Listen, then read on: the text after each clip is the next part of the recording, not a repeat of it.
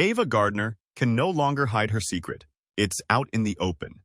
Ava Lavinia Gardner was born on a small, struggling tobacco and cotton farm near the hamlet of Grabtown, North Carolina, on Christmas Eve, 1922.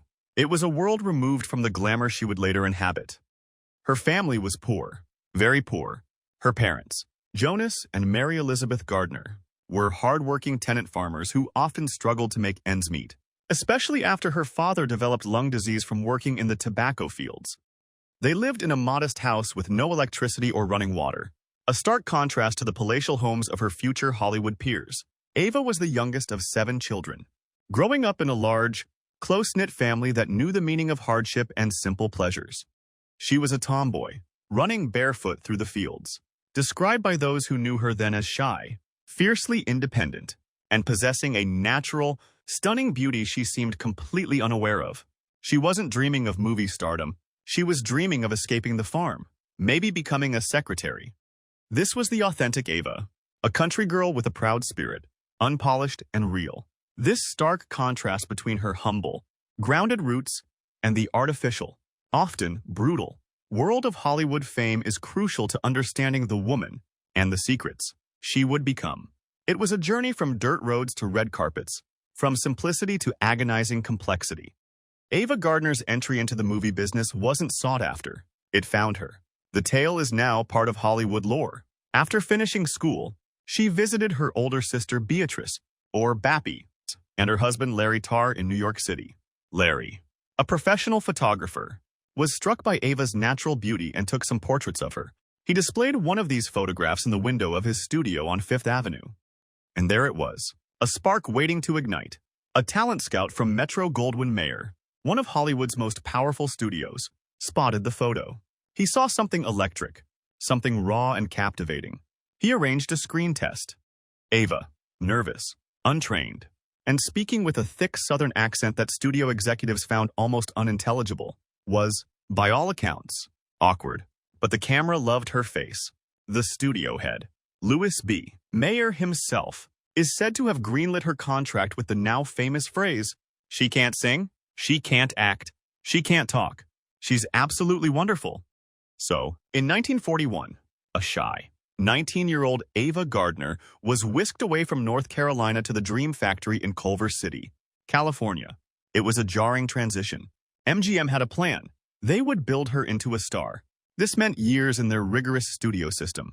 Hours of acting lessons, not just for technique, but to shed her natural mannerisms. Intense voice coaching to eliminate the Southern drawl. Etiquette classes. Dance lessons. Endless sessions with makeup artists and hairstylists to create the perfect Hollywood look. She was a sculpted product, her natural beauty honed and packaged for the masses. For her first 5 years at MGM, Ava was a contract player languishing in obscurity. She appeared in dozens of films, mostly in bit parts, often uncredited. She played hostesses, models, girls next door, roles that barely utilized her potential. She felt frustrated, like she was wasting away. This early period was a hard lesson in the artificiality and control of Hollywood. She was a country girl trying to find her footing in a world of illusion, already sensing the conflict between the person she was and the star she was being forced to become. The pivotal moment arrived in 1946. Ava was cast as the sultry, double-crossing femme fatale, Kitty Collins, in the film adaptation of Ernest Hemingway's short story, The Killers. It was a role that demanded more than just beauty. It required presence, intrigue, and a dangerous allure, and Ava delivered. The film was a critical and commercial success, and Ava Gardner's performance was a revelation. The world suddenly saw the full force of her screen presence. She wasn't just the pretty girl anymore. She was a captivating actress with a magnetic appeal. Her portrayal of Kitty Collins established her as a complex, sensual screen siren, a departure from the wholesome images often preferred by the studios. It was the role that defined her iconic image and launched her into the stratosphere of stardom. From that moment on, Ava was a leading lady. MGM, realizing what they had, began casting her in bigger, more prestigious productions. She starred as the tragic mulatto Julie Laverne in the lavish musical Showboat 1951, a challenging role she handled with emotional depth. Then came her Oscar-nominated performance as the world-weary Eloise Kelly in Mogambo 1953. showcasing a wit and vulnerability beneath the glamour. Roles in critically acclaimed films like The Barefoot Contessa 1954, where she played a Spanish dancer turned movie star, and Night of the Iguana 1964, based on the Tennessee Williams play, solidified her reputation as a talented actress capable of tackling complex characters. She worked with the greatest directors and acted alongside the biggest names in the business: Clark Gable, Humphrey Bogart, Gregory Peck, Burt Lancaster. Her image was cultivated to perfection, the independent woman, the woman who men desired and women admired. She was featured on countless magazine covers, her face synonymous with glamour and allure. Hollywood had successfully transformed the country girl into an international superstar, a symbol of sensuality and freedom. But this dizzying height of fame came at a price, exposing her private life to unprecedented scrutiny and creating the very conditions that would give birth to her deepest, most painful secrets. The brighter the spotlight, the deeper the shadows it cast. While her public image was meticulously managed glamour, Ava Gardner's private life was a whirlwind of passion, conflict, and ultimately, heartache. She approached relationships with the same intensity she brought to her acting. Her first marriage, to fellow MGM star Mickey Rooney in 1942, was the union of two of Hollywood's hottest young commodities. He was the wholesome boy next door. She was the rising siren. The marriage lasted just 4 years, reportedly strained by Rooney's infidelity and their vastly different personalities. Her second marriage, in 1945, was to the brilliant but famously difficult bandleader Artie Shaw. This was a different kind of passion, intense, intellectual, and deeply unsettling for Ava. Shaw was a demanding, critical partner who reportedly made her feel insecure about her lack of education. This marriage lasted barely a year but left a lasting mark on Ava, pushing her towards reading and intellectual pursuits, but also exposing her to a volatile, emotionally draining dynamic. These early marriages were tumultuous, preparing her, in a way, for the emotional roller coaster that was yet to come. But it was Frank Sinatra who would dominate her heart, her life, and become the central figure in her most profound drama. They met in the late 1940s. Sinatra was a singing sensation, adored by millions, but also a complex, insecure man known for his volatile temper. He was married with children when he and Ava first crossed paths, but the connection was instantaneous, a spark that ignited into a raging inferno. Their affair was perhaps the biggest scandal Hollywood had seen in years. The press hounded them relentlessly. Sinatra, then with Columbia Records, faced boycotts and negative publicity that damaged his career. Ava was labeled a homewrecker. Yet, despite the public condemnation and the immense pressure, they were drawn to each other with an almost desperate intensity. They tried to stay away. They couldn't. They fought constantly. They broke up. They made up. Their tempestuous romance playing out on the world stage. It was a passionate obsession, a destructive addiction they couldn't break free from. Finally, after Sinatra's contentious divorce, he and Ava married in 1951. The world watched, fascinated. Here were two of the most captivating, most powerful, most volatile personalities in entertainment, bound together. Publicly, they were the ultimate power couple, radiating charm and sex appeal. But privately, the storm was just beginning. What the cameras didn't capture, what the breathless magazine articles conveniently omitted, was the reality of their life behind closed doors. This wasn't a fairy tale marriage. It was a relentless, brutal emotional war zone. And it was within the confines of this stormy union that Ava Gardner would experience the deepest pain, make the most agonizing choices, and bury the secret that would haunt her for the rest of her days. The groundwork for her most profound suffering was laid. In the glossy pages of fan magazines, they were the epitome of passionate love. Off-screen, they were locked in a cycle of explosive conflict that bordered on emotional warfare. Sinatra, a man of immense talent and charisma, was also notoriously volatile, insecure, and prone to fits of rage and jealousy, especially where Ava was concerned. He resented her continued success while his career struggled briefly in the early 1950s. He was fiercely jealous of her co-stars, even friendships, according to accounts from Ava herself in her memoir, and from those close to them. Their arguments weren't just shouting matches, they were physical, destructive battles. There were reports of furniture being smashed, dishes being thrown, violent rows that left them both emotionally, and sometimes even physically, bruised. Sinatra's jealousy was a constant, suffocating presence. He would call her relentlessly when she was on location filming, demanding to know who she was with, questioning her loyalty. Ava, with her independent spirit, refused to be completely controlled, which only seemed to fuel his fury. Their relationship was a toxic dance of intense love followed by bitter recriminations, breakups followed by passionate reconciliations. It was exhausting, exhilarating, and ultimately, deeply damaging. Ava desperately loved Sinatra, and there were moments of genuine tenderness and connection. She even used her influence at MGM, reportedly, to help him secure the role in From Here to Eternity. 1953, that revitalized his career, a testament to her loyalty and love despite the chaos. But the emotional toll was immense. She was living in a state of perpetual anxiety, never knowing when the next fight would erupt, constantly trying to navigate his unpredictable moods. The man she adored was also the source of her deepest pain. This was the open secret among their friends and colleagues. The legendary passion came with legendary conflict. But the true secret, the one she buried deepest, was far more personal, far more agonizing. Beneath the public facade of the glamorous, independent woman, Ava Gardner was also a woman who longed for stability, for a family. Despite her wild image, she had a maternal side, a desire for the traditional comforts she had grown up with in North Carolina, and she wanted children. But how could she possibly bring a child into the unrelenting chaos of her life with Frank? The constant fighting, the moving from place to place, the sheer emotional instability of their existence was no environment for a vulnerable life. This brutal reality led to the secret that tormented her for decades, the one she finally revealed in her memoir with raw honesty. She had abortions during her marriage to Frank Sinatra. In the early 1950s, abortion was not only illegal in most of the United States but carried an immense social stigma. It was a procedure performed in secret, often dangerously, shrouded in shame and judgment.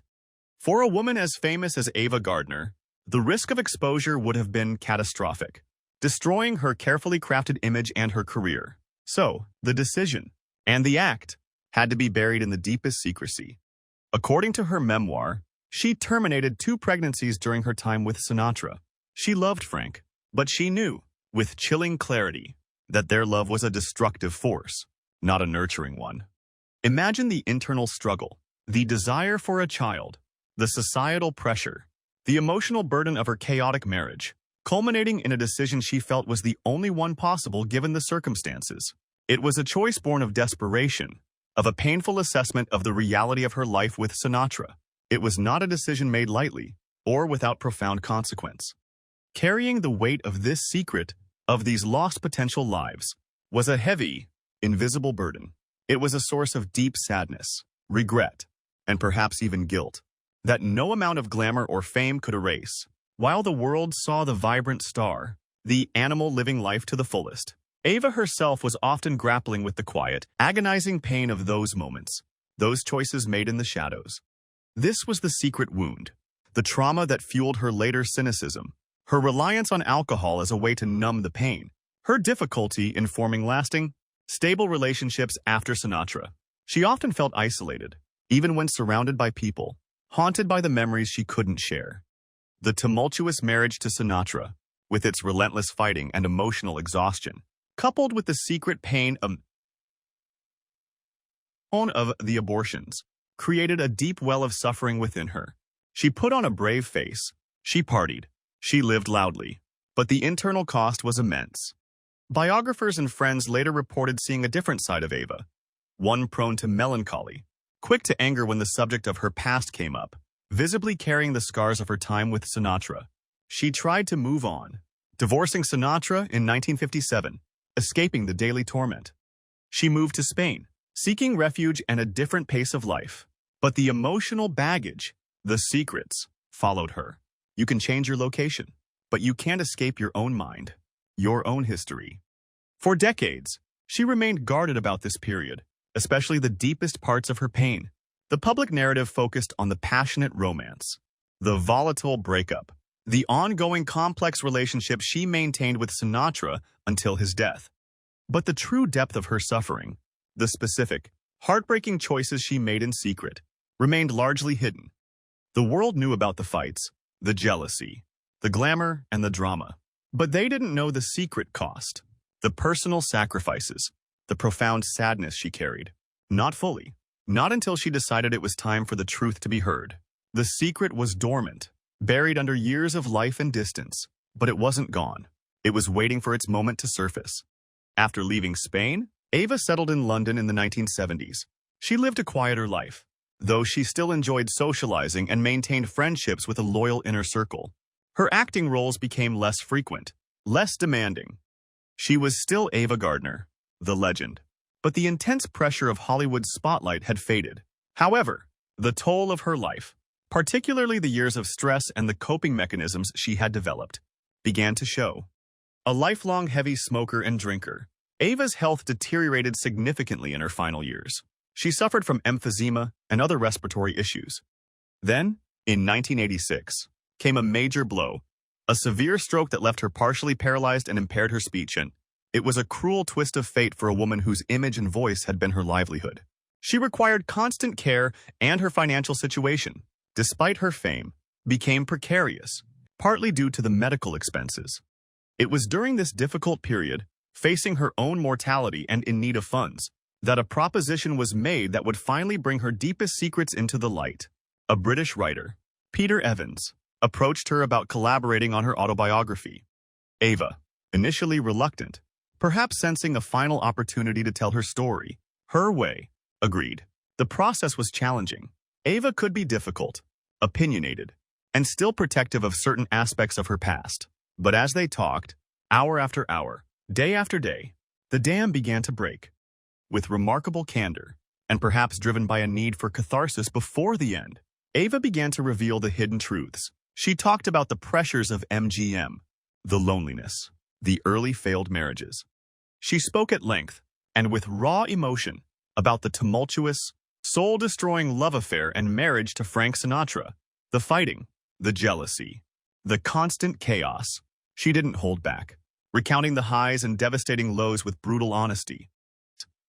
And then came the most revealing, most agonizing part of her story, the secret she had kept buried for so long.